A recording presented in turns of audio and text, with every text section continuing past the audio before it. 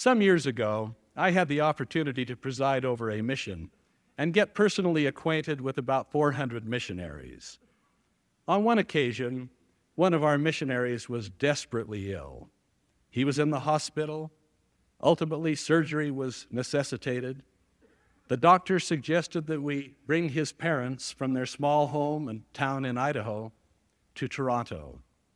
I shall never forget the evening when they arrived and we walked quietly down the darkened corridors of the hospital into a 6-bed ward and stood before their missionary son. Mother embraced her boy and kissed him. Father and I joined and placed our hands upon his head and blessed him. The next morning, he was in the operating room under the hands of the doctor when the nurse came into the ward bringing the breakfast trays to the other men. She stopped before the patient in bed number 1 and said, "Fried eggs this morning, and I have an extra portion for you." He was a gentleman who had cut off the end of his toe with a lawnmower. It did not affect his appetite. But as he looked at the food, he uncomfortably said, "Well, I won't be eating this morning." "All right," she said. "I'll give your share to your partner in bed number 2. She approached him, and he said, "I'm starving, but I'm not going to eat this morning." And so it was with each of the 5 men in that ward. Finally, the nurse said, "I don't understand you men. Every morning you're starving, but this morning you're not eating."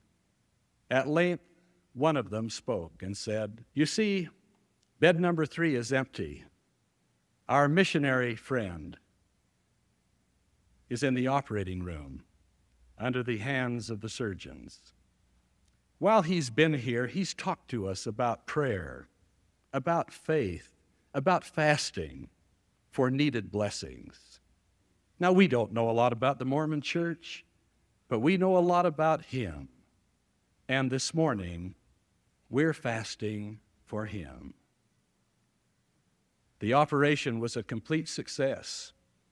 When I attempted to pay the doctor his fee, he refused. He said, "No, there will be no charge for my services." I felt a power beyond my own, guiding my thinking and directing my hands. It would be dishonest to accept a fee. Such is a house of God.